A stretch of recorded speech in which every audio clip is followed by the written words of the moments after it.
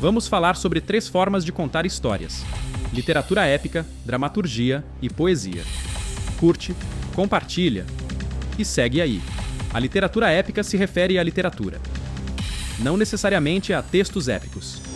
É um termo. Ela tem um narrador que conta os fatos, geralmente em terceira pessoa, mas pode usar a primeira pessoa, do singular. Esse narrador é impessoal e onisciente, ou seja, sabe tudo sobre os personagens e acontecimentos. Já a poesia é uma forma de expressão mais subjetiva. Ela usa o eu lírico, que é a voz que transmite emoções e sentimentos. O tempo na poesia costuma ser mais fluido, podendo misturar passado, presente e futuro, dependendo da intenção do poeta. A linguagem é simbólica e busca despertar sensações no leitor. A dramaturgia, por sua vez, é a arte de contar histórias para serem representadas no teatro, cinema ou TV. Ela acontece no tempo presente, mostrando a ação acontecendo em tempo real. Na dramaturgia, não há narrador. A história é contada por meio dos diálogos e das ações dos personagens. Esse formato exige que o público interprete o que vê e ouve diretamente. Aristóteles, na sua Poética, explicou que toda boa história tem começo, meio e fim. Ele destacou que deve haver um conflito e uma resolução que provoquem uma reação emocional no público. Doc Comparato, um grande roteirista, define o roteiro como o texto que guia a produção audiovisual. Esse texto transforma ideias em imagens e sons que vemos na tela. Christopher Vogler criou o modelo da Jornada do Herói, que organiza a transformação do protagonista em etapas. Ele mostra como o herói enfrenta desafios e cresce durante a história.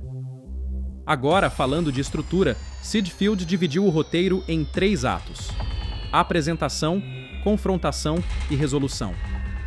No primeiro ato, apresentamos a história, os personagens e o conflito principal. No segundo, os obstáculos aumentam e o conflito se aprofunda.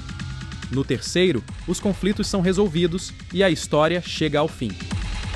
Field também destaca 4 pontos-chave para guiar a escrita: a abertura, os pontos de virada dos atos e o final. Cada cena deve indicar claramente o local e o tempo para o público se situar.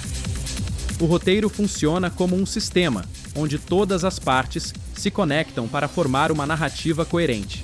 Gabriel Garcia Marques nos lembra que misturar realidade e fantasia cria histórias marcantes. E Alfred Hitchcock ensinou que controlar a informação e o ritmo mantém o público sempre interessado. Tecnicamente, um roteiro costuma ser dividido em 3 partes principais: 25% para o início, 50% para o desenvolvimento e 25% para a finalização. Essa divisão ajuda a organizar a narrativa de forma clara e eficiente.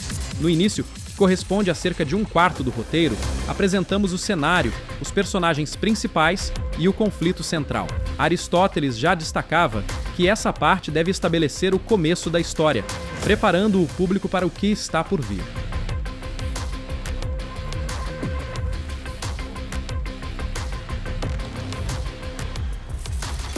Sid Field reforça isso em seu primeiro ato, onde a premissa dramática é apresentada, junto com os elementos essenciais para engajar o espectador. O desenvolvimento, que ocupa metade do roteiro, é o momento em que a história se desenrola. Aqui, os conflitos se aprofundam e os personagens enfrentam desafios crescentes. Christopher Vogler, com sua Jornada do Herói, mostra que essa etapa corresponde às provas e transformações que o protagonista precisa passar para evoluir. Doc Comparato enfatiza que o roteiro deve guiar a produção audiovisual, justamente nesse processo de construção da narrativa. A finalização, que corresponde aos últimos 25%, é onde os conflitos são resolvidos e a narrativa chega ao seu desfecho. Aristóteles chama essa parte de resolução, onde ocorre a catarse, a reação emocional do público. Sid Field destaca que o terceiro ato deve amarrar todas as pontas soltas e proporcionar um fechamento satisfatório. Alfred Hitchcock lembra a importância do ritmo e do controle da informação para garantir que o final mantenha o público envolvido até o último momento. Gabriel Garcia Marques acrescenta que essa estrutura pode ser enriquecida pela mistura entre realidade e fantasia. Assim, cada teórico contribui para a compreensão dessa divisão técnica. Eles mostram que o roteiro é uma construção equilibrada. Cada parte tem um papel fundamental para contar uma história envolvente e coerente. Agora, vamos estudar esses conceitos na prática. Fora para que non esse, Lilo e Stitch, filme. No início do filme, que corresponde a cerca de 25% do roteiro, somos apresentados ao cenário de Kauai, a vida das irmãs Lilo e Nani, e ao conflito central envolvendo Stitch, um alienígena fugitivo. Esse início estabelece o tom emocional e prepara o público para a jornada que virá. Aqui, vemos a aplicação da estrutura de Siegfried Field, com a apresentação clara da premissa dramática. Aristóteles destacaria que esse começo cria o conflito que gera interesse e emoção. No desenvolvimento, que ocupa metade do filme, Stitch e Lilo enfrentam desafios que aprofundam o vínculo entre eles. As dificuldades de Nani para cuidar da irmã e o esforço de Stitch para se adaptar mostram a evolução dos personagens, como na jornada do herói de Vogler. Doc Comparato ressaltaria que o roteiro transforma essas ideias em cenas que unem emoção e ação. Na finalização, os conflitos são resolvidos, com Stitch se tornando parte da família, trazendo a catarse que Aristóteles mencionou. O ritmo e o controle da informação mantêm o público engajado até o final, conforme ensina Hitchcock. Thunderbolts, série. A série começa apresentando o grupo de anti-heróis, estabelecendo seus objetivos e tensões internas, seguindo a divisão de 25% para o início.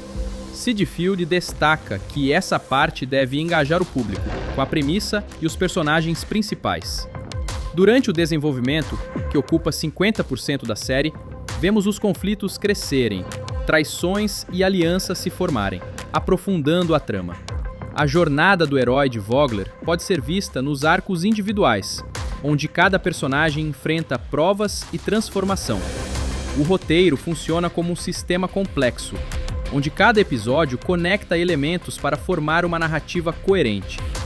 Na conclusão da temporada, que corresponde a 25%, os conflitos chegam ao clímax e são resolvidos, entregando um desfecho satisfatório.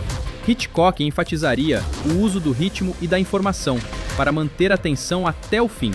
Watchmen utiliza a literatura épica ao narrar uma história complexa, com um narrador em terceira pessoa que revela eventos passados e presentes. Gabriel Garcia Marques influenciou a HQ ao misturar realidade e fantasia, criando uma narrativa marcante e profunda. A estrutura do roteiro segue a divisão clássica. O início apresenta o cenário distópico e os personagens. O desenvolvimento explora conflitos morais e sociais, aprofundando a trama. E a finalização resolve os dilemas, provocando reflexão no leitor. Aristóteles destacaria a importância do conflito e da resolução para gerar impacto emocional. Doc Comparato vê o roteiro como guia que transforma essa complexidade em imagens e diálogos. Watchmen não tem ritmo acelerado como Hitchcock sugeriria, mas usa o controle da informação para criar suspense e surpresa. Na próxima aula, vamos falar sobre a construção de personagens. Eles são essenciais para qualquer história. Fique ligado para continuar aprendendo. Faz o seguinte, pegue sua ideia e aplique essa estrutura. Começo, meio, fim. Aplique a distribuição de tempos que trabalhamos na aula. Lembre-se, isso não é receita de bolo, cabe a você usar bom senso para aplicar e em que pontos quebrar as regras. Se você conseguir equilibrar isso, vai surpreender. Não vai cair na mesmice e vai conseguir que as pessoas se interessem por sua história.